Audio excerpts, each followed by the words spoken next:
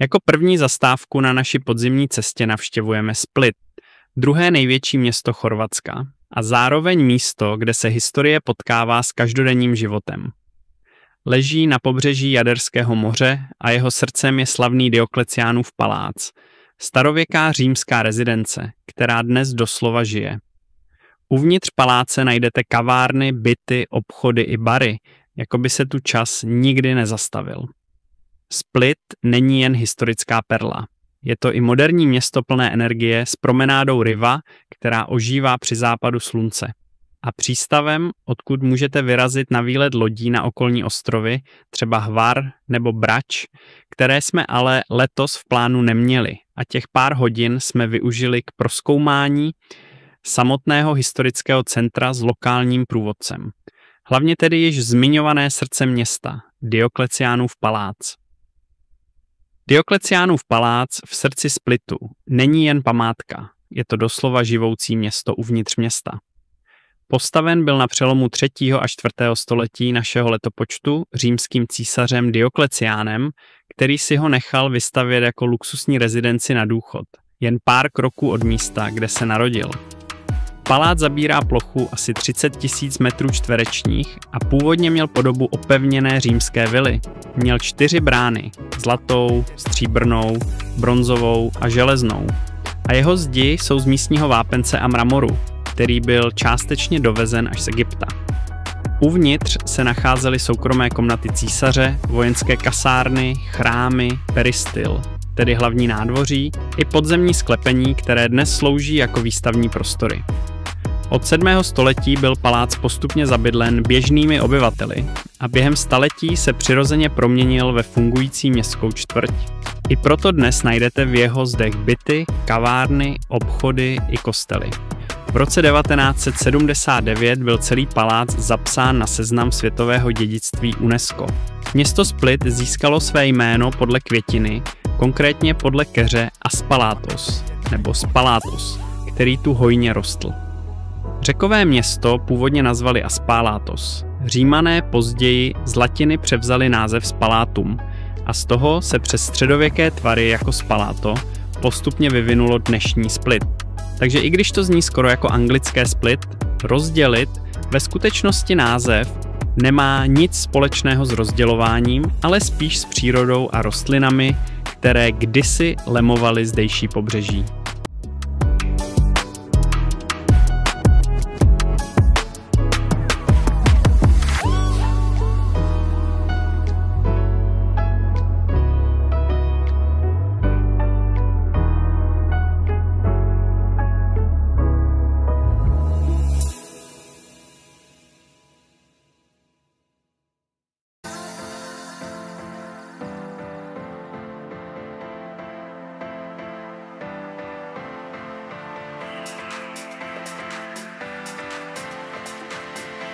Druhý deň ráno vyrážame do Národného parku Krka, ktorý je od Splitu vzdialený približne 50 minút.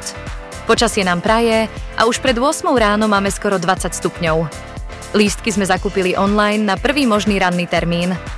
Čo sa týka samotného Národného parku Krka, bol založený v roku 1985 a nachádza sa v strednej Dalmácii neďaleko mesta Šibenik.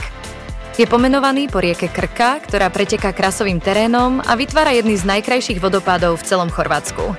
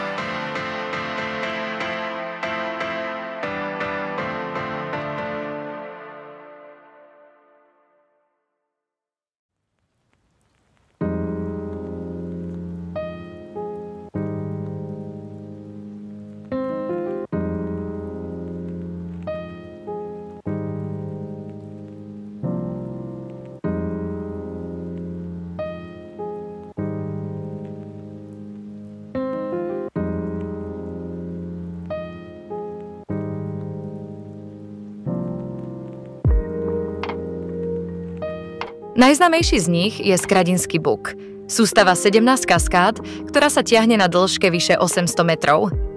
Je to najdlhší travertínový vodopád v Európe. Ďalším skvostom je vodopád Rožky Slap, ktorý zhora vyzerá ako rada perál roztrúsených po rieke. Okrem prírodných krás tu nájdeš aj historické miesta, napríklad kláštor na ostrove Visovac, ktorý bol postavený už v 15. storočí a leží na malom ostrovčeku priamo uprostred rieky. A len pár kilometrov ďalej nájdeš zrúcaninu rímskeho vojenského tábora Burnum, kde sa zachovalo aj časti amfiteátra. Park má rozlohu vyše 100 km štvorcových a okrem turistických trás ponúka aj výletné lode, ktoré ťa dovezú až k vodopádom alebo k spomínanému ostrovu Visovac. A hoci sa donedávna mohlo pri Skradinskom buku kúpať, od roku 2021 je to zakázané, aby sa ochránila príroda. Vedeli ste, že Národný park Krka má aj svoju českú stopu? V 19. storočí tu pôsobil významný český prírodovedec a botanik František Reuss, ktorý ako prvý systematicky skúmal tunajšiu faunu a flóru. Jeho výskumy a poznatky významne prispeli k ochrane tejto oblasti, ešte dávno predtým, než sa stala Národným parkom. Fanúšikovia filmu si možno spomenú na Vinnetoa, legendárnu postavu z filmových adaptácií románov Karla Maya. Práve v oblasti okolo rieky Krka a najmä pri Rožkom Slape a Skradinskom buku sa natáčali niektoré scény z týchto kultových westernov zo 60. rokov. Táto chorvátska divočina predstavovala vo filme Americký divoký západ a vďaka tomu sa Krka objavila na filmovom plátne po celom svete.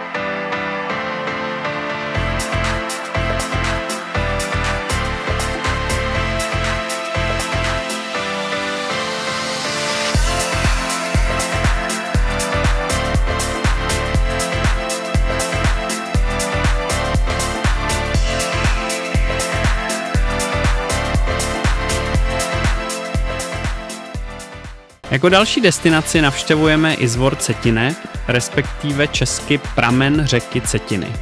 Jedná se o magické místo, kde se rodí jedna z nejdelších a nejdůležitějších řek Dalmácie. Nachází se u vesničky Cetina, nedaleko města Vrlika, v nadmořské výšce přibližně 385 metrů. To, co ho dělá výjimečným, je jeho vzhled. Z ptačí perspektivy připomíná hluboké tyrkysové oko, které vystupuje z nitra země. Ve skutečnosti jde o krasový pramen, hluboký až 155 metrů a stále není zcela prozkoumaný. Voda je tu křišťálově čistá, ale velmi studená, jen kolem 4 až 8 stupňů Celsia. Proto se sem odváží potápěči jen s velkým respektem.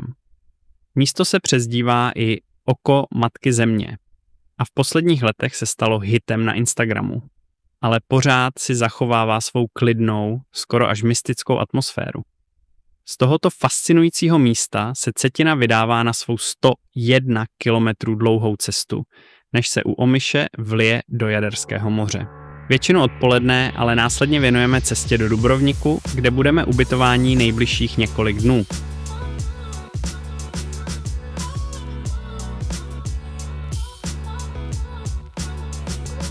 Poprvé taky přejíždím mostem vybudovaným nedávno.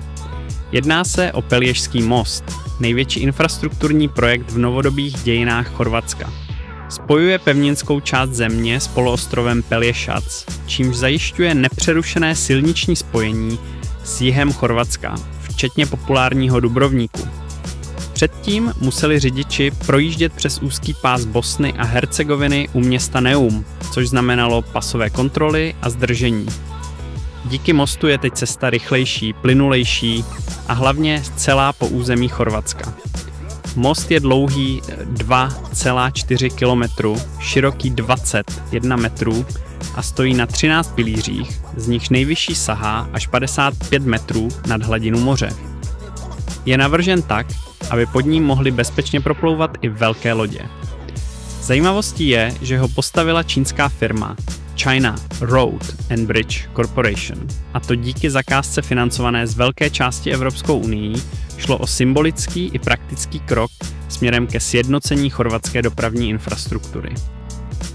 Slavnostně byl otevřen v červenci 2022 a od té doby je nejen strategickou spojnicí, ale i turistickou atrakcí s dechberoucími výhledy na Jadran.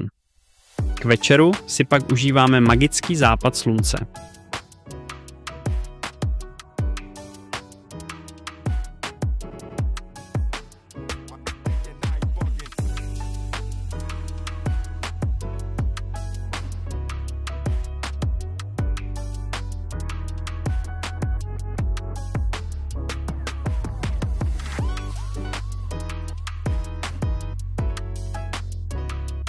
Tretí deň výletu smerujeme do vnútrozemia Čiernej hory, kúsok za Dubrovnikom prechádzame hranice s Bosnou a pokračujeme smerom do kláštora Ostro. Cestou ešte na chvíľku zastavujeme pri jazere, na ktorý je skutočne krásny výhľad. Slánsko jezero je menej známe, ale o to zaujímavejšie jazero v severozápadnej časti Čiernej hory, nedaleko mesta Nikšić. Ide o umelú vodnú nádrž, vytvorenú v 50. rokoch 20. storočia prehradením rieky Zeta, aby zásobovala elektrárne vodou a zároveň chránila územie pred povodňami. Jazero má rozlohu približne 9 km štvorcových.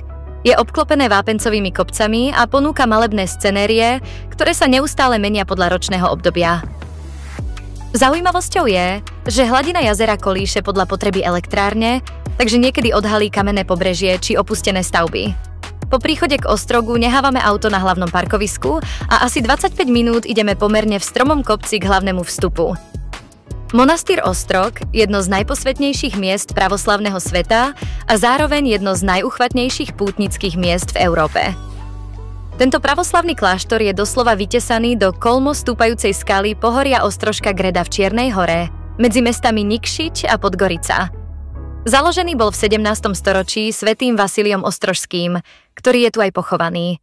Jeho hrob sa nachádza v jaskinnej kaplnke a podľa legend má zázračnú liečivú silu. Preto sem každoročne putujú 10 000 veriacich z rôznych náboženstiev, nielen pravoslavní. Ostrog pôsobí, ako by sa vznášal v skale. Horný kláštor, hlavná časť komplexu, sa nachádza vo výške približne 900 metrov nad morom a ponúka neuveriteľný výhľad na Zetu a okolité hory. Dolný kláštor je o niečo nižšie a je prístupný autom. No skutoční pútnici kráčajú túto trasu pešo, často aj bosí. Je to miesto ticha, viery a pokoja. Dokonca aj pre neveriacich má ostrog niečo, čo sa nedá celkom vysvetliť. Akési zvláštne duchovno, ktoré ťa donúti sa zastaviť a zamyslieť. Po prehliadke tohoto krásneho kláštora vyrážame naspäť do Bosny, kde nás čaká ešte jeden kláštor, Manastír Tvrdoš, ktorý síce už nie je taký slávny, ale jedná sa o pokľudné miesto nie veľmi vzdialené od chorvátskych hraníc.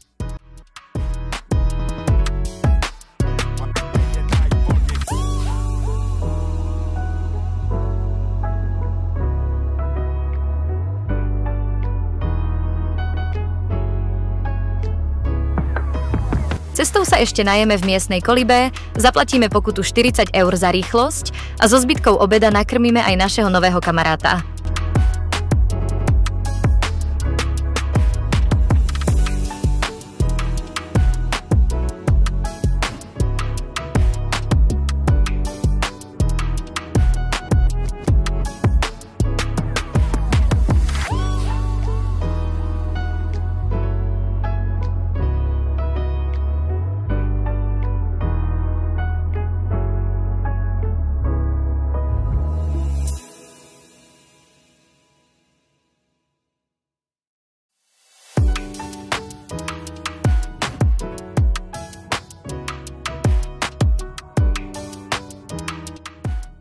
Manastír Tvrdoš, duchovná perla Hercegoviny, ktorá spája stáročia histórie, viery a vinárskej tradície. Nachádza sa len pár kilometrov západne od mesta Trebinie, na pravom brehu rieky Trebišnica, v srdci nádhernej prírody. Podľa tradície bol kláštor postavený na základoch rímskej baziliky zo 4. storočia, ktorú údajne založili cisár Konštantín Veľký a jeho matka Helena. V 13. storočí ho obnovil srbský kráľ Milutin Nemanič, čím sa stal významným duchovným centrom regiónu. V 16. a 17. storočí bol Tvrdoš sídlom Humsko-Hercegovinskej eparchie. V roku 1694 však počas vojny medzi Benátkami a Osmanskou ríšou došlo k jeho zničeniu. Mnísi vtedy preniesli cenné relikvie do kláštorov Savina a Duži, čím zachovali duchovné dedičstvo.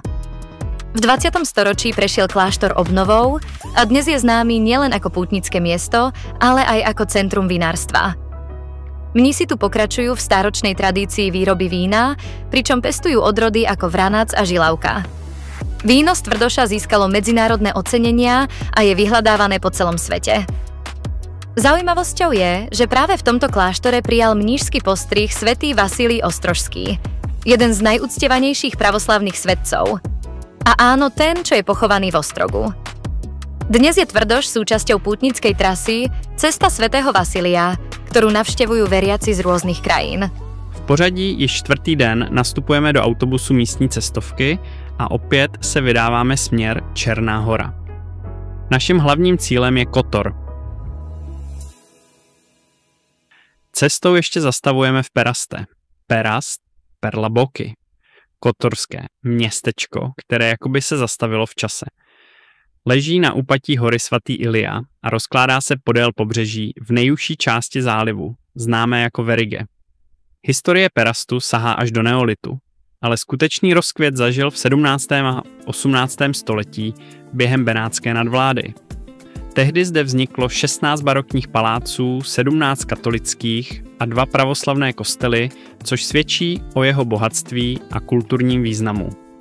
V roce 654 Perast odolal obléhání osmanských vojsk vedených Mehmedem Rizvanbegovičem.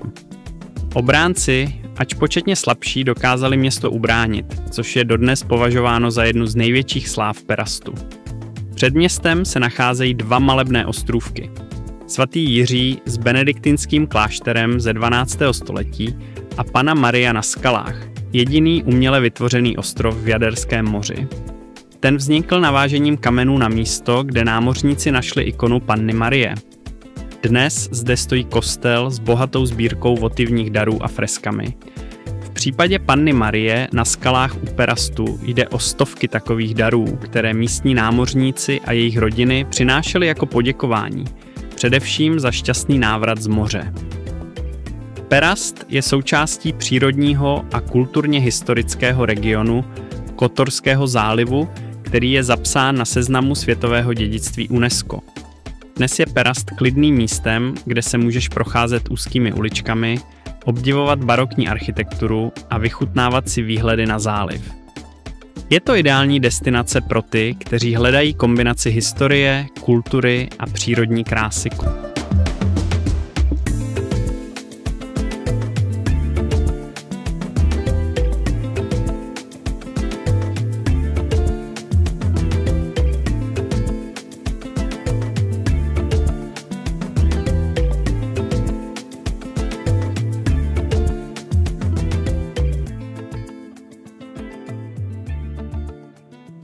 Kotor.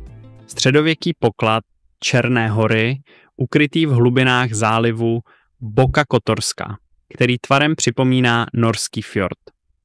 Město má více než 2000 let historie a jeho staré centrum je zapsáno na seznamu světového dědictví UNESCO už od roku 1979.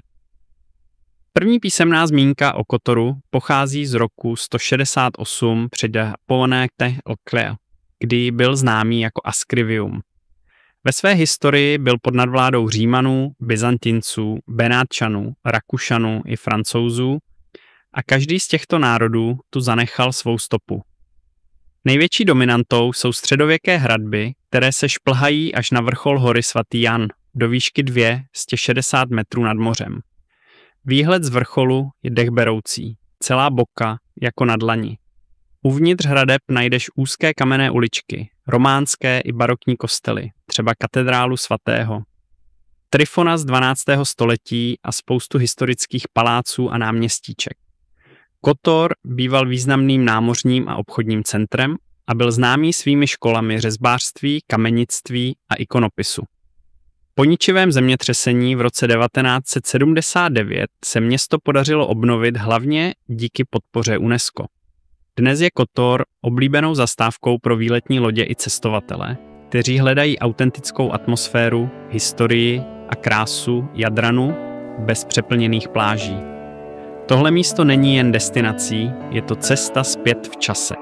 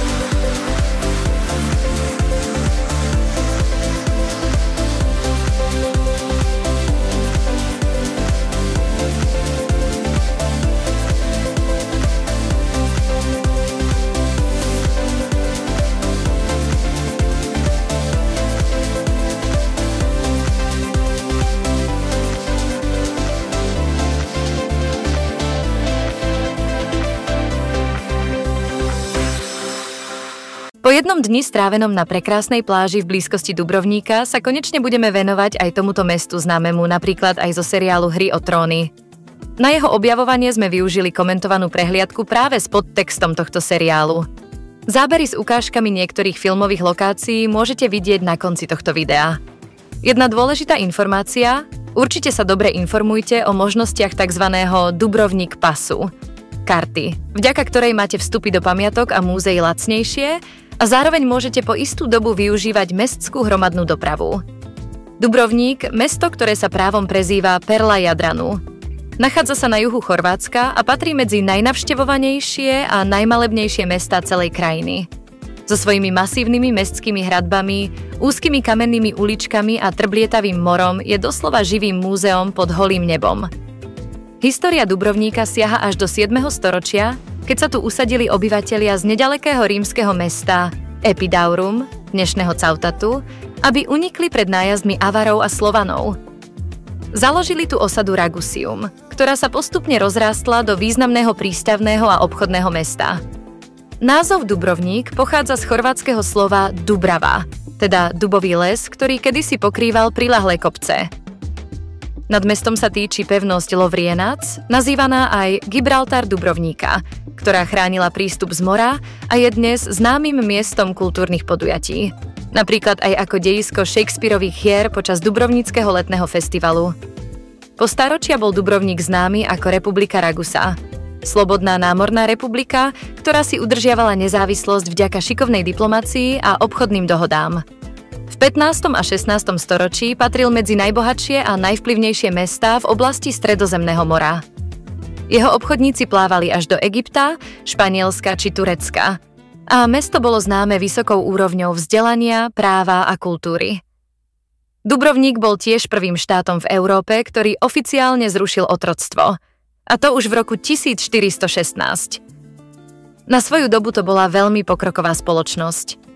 Okrem kultúry a histórie ponúka Dubrovník aj krásne pláže, čisté more a príležitosť na výlety. Napríklad loďou na blízky ostrov Lokrum, kde sa mieša príroda, história a tajomné legendy.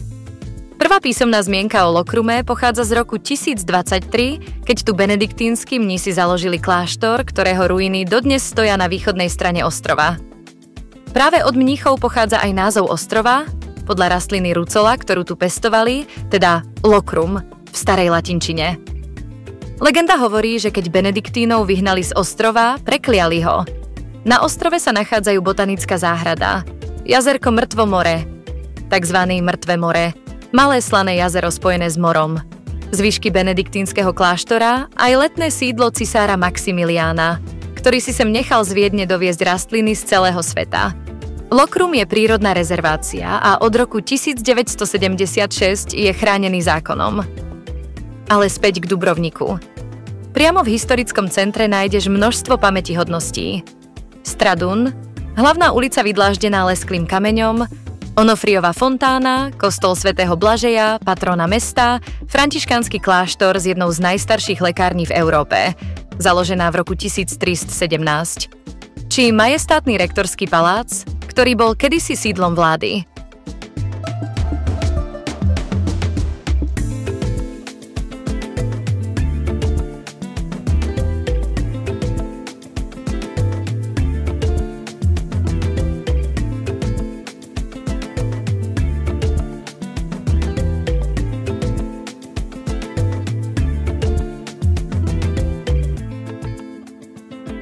Samozrejme, Dubrovník nie je najlacnejšou destináciou, najmä v hlavnej sezóne, ale aj tak si zachováva čaro mesta, ktoré si vie udržať svoj štýl a charakter.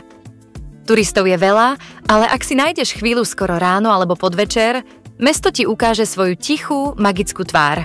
Jednou z najvýraznejších dominant mesta sú bez pochyby mestské hradby, ktoré obkolesujú historické jadro a majú dĺžku takmer 2 kilometre. Miestami sú až 25 metrov vysoké a ponúkajú nádherné výhľady na Staré mesto i Tyrkisové more. Prechádzka po hradbách patrí medzi najobľúbenejšie aktivity návštevníkov a nie sa čomu čudovať. A ešte jeden zaujímavý fakt na záver. Dubrovník bol v minulosti veľmi aktívny v oblasti protipožiarnej ochrany. Dokonca zaviedol nočné hliadky, ktoré kontrolovali, či sa v domoch po zotmení nezapaľujú sviečky alebo krby. Už vtedy si boli vedomí hodnoty, ktorú treba chrániť.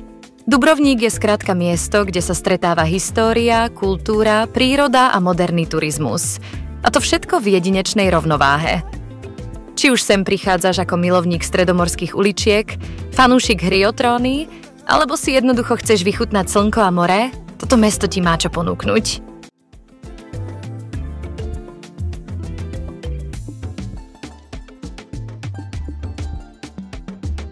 Po 5 dnech v Dubrovníku vyrážíme opět za hranice Chorvátska, a to do Bosny, kde ještě navštívíme opomíjené vodopády Kravica, známé město Mostar a poutnické místo Medugorje. Vodopády Kravica, skrytý přírodní ráj v srdci Bosny a Hercegoviny, jen asi 40 kilometrů jižně od Mostaru. Místo, které vypadá jako tropický zázrak, ale nachází se jen pár hodin jízdy od chorvatského pobřeží. Vodopády vytváří řeka Trebižat, která se tady náhle rozšiřuje a padá z výšky až 25 metrů do smaragdově zeleného jezírka. Celý oblouk vodopádů měří na šířku kolem 120 metrů, což z Kravici dělá jeden z největších a nejpůsobivějších přírodních úkazů v celém regionu. V létě je to ideální místo na osvěžení, na rozdíl od některých národních parků, tady totiž je povoleno koupání. Můžeš si zaplavat přímo pod vodopády, skočit do vody z přirozených kamenných platform nebo se jen natáhnout do stínu stromů a poslouchat hukot padající vody. Medjugorje, malé městečko v západní části Bosny a Hercegoviny, které se v roce 1981 stalo jedním z nejvýznamnějších poutních míst katolického světa. Všechno začalo 24. června 1981, kdy se 6 místním dětem údajně zjevila Panna Maria. Poutníci ji dnes nazývají královna míru. Od té doby mělo dojít k tisícům zjevení, z nichž některá prý podle vizionářů pokračují dodnes.